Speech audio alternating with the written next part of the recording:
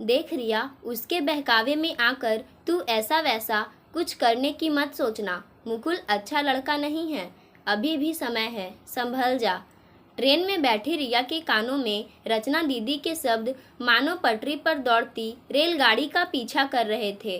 भय, आशंका, उत्तेजना के बीच हिचकोले लेता मन अतीत को कभी आगे तो कभी पीछे धकेल देता था। कुछ देर पहले रिया का रोमांचकारी स्वप्नीले भविष्य में खोया मन जाने क्यों अज्ञात भय से घिर गया था। मम्मी पापा की लाडली बेटी और रचना दीदी की चहेती बहन घर से भाग गई है। ये बात जब घर वालों को पता चलेगा तो उन पर क्या बीतेगी। मैं बताऊं या ना बताऊं, यह सबको धीरे धीरे पता चल ही जाएगा। अलसुबह आँख खुलते ही मम्मी चाय का प्याला लेकर जगाने आ जाएगी। क्या पता रात को ही सब जान गए हो। कितना समझाया था रचना दीदी ने कि इस उम्र में लिया गया एक भी गलत फैसला हमारे जीवन को बिखेर सकता है। जितना दीदी समझाने का प्रयास करती उतनी ही दृढ़ता से बिंदास रिया 2 कदम मुकुल की ओर बढ़ा देती। रिया, अपनी पढ़ाई पर ध्यान दे। ये बया ख्यार के चक्कर में पड़कर अपने भविष्य से मत खेल। दीदी, अब तो मुकुल ही मेरी ज़िंदगी है। मैंने उसे दिल से चाहा है, वह जीवन भर मेरा साथ निभाएगा। रिया के ये फिल्मी संवाद सुन रचना अपना सिर पकड़ लेती। क्या हम तुझे नहीं चाहते? और अगर तुझे अपने प्यार पर इतना ही भरोसा है तो एक बार पापा से बात कर, उसे घर बुलाकर सबसे मिलवा तो सही। एक अनजाने अविश्वास के तहत जाने क्यों रिया पापा से बात करने की हिम्मत ना जुटा पाई। उस वक्त मुकुल द्वारा घर से भागकर शादी करने का रास्ता उसे रोमांच भरा दिखाई दिया और दीदी की कही बातें उसे एकदम खोखली लगी थी। मुकुल के केयरिंग स्वभाव पर वह उस दिन फिदा हो गई जब रचना दीदी के जोर डालने पर उसने मुकुल को मम्मी पापा से मिलने को कहा तो उसने भावावेश में रिया को गले लगा लिया और कहा वह अपने प्यार को खोने का रिस्क नहीं उठा सकता है। बस उसी रात गली के उस पार इंतजार करते मुकुल के साथ वह आ गई। बस उसी रात गली के उस पार इंतजार करते मुकुल के साथ वह आ गई। घर छोड़कर आते समय रिया का मनोबल चरम पर था। रास्ते में मुकुल ने बताया कि वे लोग बेंगलुरु जा रहे हैं, जहां वे कुछ दिन उसके एक दोस्त के घर पर ठहरेंगे और 7 महीने बाद रिया के बालिग होने पर शादी करेंगे। रास्ते भर वह रिया को समझाता रहा कि इस दौरान उसे किसी से संपर्क नहीं रखना है। विचारों में डूबती उतारती रिया कब नींद के आगोश में चली गई उसे पता ही नहीं चला। अचानक एक स्टेशन पर गहमा गहमी के बीच उसकी नींद खुली। उसने देखा तो मुकुल अपनी सीट पर नहीं था। बिंदास और मजबूत इरादों वाली रिया का हलक सूख गया था।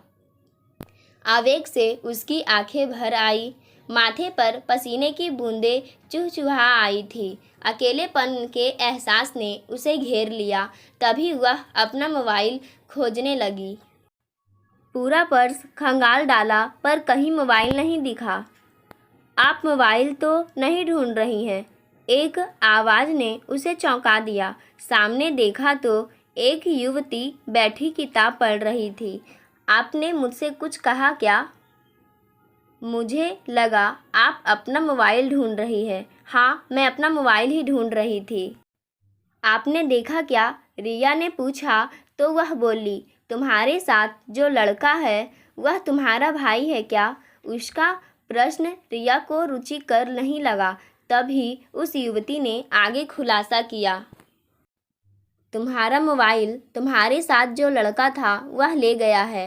कातर दृष्टि से इधर उधर देखती रिया को उसने बताया कि वह दूसरे कंपार्टमेंट में बैठा ताश खेल रहा है। रिया यह सुन शर्म से गड़ गई। उसे मुकुल पर बहुत गुस्सा आया। कृपया आप मेरा सामान देखिएगा, मैं वॉशरूम जा रही हूँ, कहकर रिया तेजी से निकली। तभी अंधेरे में किसी की आवाज़ पर उसके पांव वहीं ठिठक गए। दरवाजे के पास खड़ा मुकुल मोबाइल पर किसी से कह रहा था, बस ऐसे ही बेवकूफ़ लड़कियों से तो रोजी रोटी चल रही है हमारी। उसका मोबाइल ले लिया है, 15-20 हज़ार का तो होगा ही। डर भी था कि कहीं घर वालों से संपर्क ना कर बैठे। मैं बिना बात की मुसीबत मोल नहीं लेना चाहता।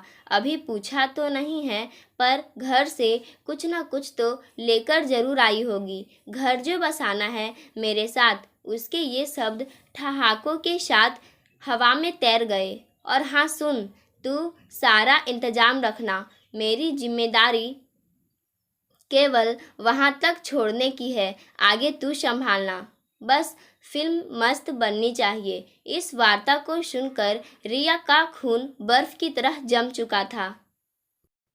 उसके पांव स्थिर न रह पाए। वह गिरने वाली थी कि किसी ने उसे संभाला। वह कैसे अपनी सीट तक आई उसे पता ही नहीं चला। 2 घूंट पानी पीने के कुछ क्षण बाद उसने आंखें खोली तो अपने कंपार्टमेंट में बैठी युवती का चिरपरिचित चेहरा देखा। तुम ठीक तो हो ना? उसने जैसे ही पूछा, रिया की आंखों से आंसुधारा बहने लगी। उस युवती ने अपने साथ आए शख्स को बाहर भेज दिया और कूपे को अंदर से बंद कर दिया। क्या हुआ? साथ आया लड़का बॉयफ्रेंड है ना तुम्हारा?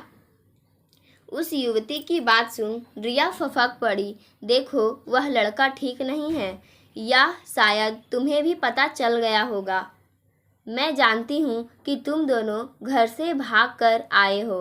रिया ने आश्चर्य और शंकित नज़रों से उसे देखा तो वह बोली, मेरा नाम नंदनी है, तुम मुझ पर भरोसा कर सकती हो। वैसे तुम्हारे पास और कोई चारा भी नहीं है। युवती की बातों में सच्चाई थी। वैसे भी मुकुल का जो चेहरा वह अभी अभी देख कर आई थी, उसे देखकर तो उसकी रूह कांप उठी थी। देखो, जो गलत कदम तुमने उठाया है, जिन कांटों में तुम उलझी हो, उससे निकलने के लिए तुम्हें साहस जुटाना पड़ेगा। नंदिनी की बातों का प्रभाव रिया पर पड़ा। कुछ देर में ही वह संभल गई। रिया नाम है ना तुम्हारा? अपने पापा का नंबर दो मुझे, उसने अधिकार से कहा तो रिया ने पापा का नंबर बता दिया। वह युवती बात करने के लिए बाहर चली गई। अब तक रिया स्थिति का सामना करने को तैयार हो गई थी। कुछ देर में वह वापस आई और बोली, मैंने तुम्हारे पापा से बात कर ली है। वह अगली फ्लाइट से बेंगलुरु पहुंच रहे हैं। अब तुम्हें क्या करना है यह ध्यान से सुनो। वह रिया को कुछ बताते हुए अपने साथ आए युवक से बोली, मैडम के साथ जो व्यक्ति आया है उसे बताओ कि ये उसे बुला रही है। और हाँ अर्जुन, कुछ देर तुम बाहर ही रहना। अर्जुन ने वैसा ही किया जैसा नंदिनी ने समझाया। कुछ देर बाद ही मुकुल उस कंपार्टमेंट में आया तो रिया उससे शिकायती लहजे में बोली, तुम कहाँ चले गए थे मुकुल? मैं कितना डर गई थी, मालूम है तुम्हें? मुकुल उसकी बात सुनकर तुरंत बोला, मैं तुम्हें छोड़कर भले कहाँ जाऊँगा। रिया ने कूपे की लाइट जला दी। उसे कुछ देर पहले जिस मुकुल की आंखों में प्यार का समुंदर नजर आ रहा था, अब उनमें मक्कारी दिखाई दे रही थी। अब वह अपनी खुली आंखों से देख रही थी कि किस तरह सतर्कतापूर्वक मुकुल इधर उधर देख रहा था। तभी प्यार से रिया ने उससे कहा, मैं तुम्हें एक खुशखबरी देना चाहती हूँ। क्या? भौचक्का सा वह बोला तो रिया ने कहा, जानते हो, पापा हमारी शादी के लिए राजी हो गए हैं और वे भी बेंगलुरु पहुँच रहे हैं। रिया के इस खुलासे से मुकुल का तो रंग ही उड़ गया। वह अचानक विफर पड़ा। बेवकूफ़ लड़की, मैंने मना किया था कि कहीं फ़ोन मत करना। तभी मानो उसे कुछ याद आया हो, ना चाहते हुए भी उसके मुंह से निकला, तुम्हारा मोबाइल तो? मैं जानती हूँ वह तो तुम्हारे पास है। इससे पहले कि मुकुल कुछ और पूछता, रिया अपना आपा खो चुकी थी। उसका हाथ पूरे वेग से लहराया और मुकुल के गाल पर तेज आवाज़ के साथ झन्नाटेदार चाटा पड़ा। क्रोध और अपमान से उसका बदन काँप रहा था। मुकुल का सारा खून निचुड़ गया था। शोर शराबे की आवाज़ बाहर तक चली गई थी। लोगों ने अंदर झांकना शुरू कर दिया था। उतनी देर में टीटीई भी आ गया। उसने पूछा कि क्या माजरा है, तो बड़े इत्मीनान से वह युवती उठकर आई और बोली, ये मेरी रिश्तेदार है। दरअसल यह हमारे साथ बैठा एक यात्री है। हमें लगता है कि इसने हमारा मोबाइल चुराया है। आप पुलिस बुलाइए। मुकुल के चेहरे की हवाइयाँ उड़ने लगी थी। देखिए मैडम, यह फर्स्ट क्लास का डब्बा है। आप इसमें बैठे यात्री पर इस तरह का इल्ज़ाम नहीं लगा सकती। टीटीई के बोलने पर अर्जुन बोला, मैं भी इनको यही समझा रहा हूँ कि पुलिस के झंझट में पड़ने से पहले खुद तसल्ली कर लो। इतना कहते ही उसने मुकुल की जेबें खंगालते हुए रिया का मोबाइल निकाल लिया। मुकुल सकते में था। पासा यूं पलट जाएगा उसने तो स्वप्न में भी नहीं सोचा था। तुरंत फुरत रेलवे के 2 पुलिस कांस्टेबल आए तो उस युवती ने अपना पहचान पत्र दिखाया। एसीपी नंदिनी पढ़कर दोनों ने उसे एक करारा सैल्यूट बजाया तो टीटीई सहित रिया भी अचंभे में पड़ गई। टीटीई हंसकर बोला, क्या बेटा चोरी भी की तो पुलिस वालों की? एसीपी नंदिनी ने अर्जुन से कहा, इंस्पेक्टर अर्जुन, आप इसके साथ अगले स्टेशन पर उतर जाइए। मैं बताती हूँ आपको आगे क्या करना है। और हाँ, ज़रा इसे समझाना और खुद भी ध्यान रखना कि इस लड़की का नाम बीच में ना आए। हंगामे के बीच मुकुल को अगले स्टेशन पर उतार लिया गया। ट्रेन में सवार यात्री इस पर अपनी अपनी टिप्पणी देने में मशगूल थे। रिया अपमान और शर्मिंदगी से भरी देर तक रोती रही। तभी नंदिनी ने सांत्वना भरा हाथ उसके पीठ पर फेरा तो वह नंदिनी के गले लग गई और बोली, आपने मुझे बचा लिया। आपका यह एहसान मैं कभी नहीं भूलूंगी। उसकी बात पर नंदिनी हंस पड़ी और बोली, कैसे नहीं बचाती तुम्हें? यह तो वही बात हुई कि एक डॉक्टर के सामने किसी ने खुदकुशी करने की कोशिश की। जान तो उसकी बचनी ही थी। यह मेरी पहली नियुक्ति है आईपीएस ऑफिसर के रूप में। तुमने तो मुझे शुरू में ही इतना बड़ा केस दिला दिया है। मैं तो तुम्हें देखकर ही समझ गई थी कि तुम घर से भाग कर आई हो। ट्रेन में चढ़ते वक्त तो तुम किसी दूसरी ही दुनिया में थी।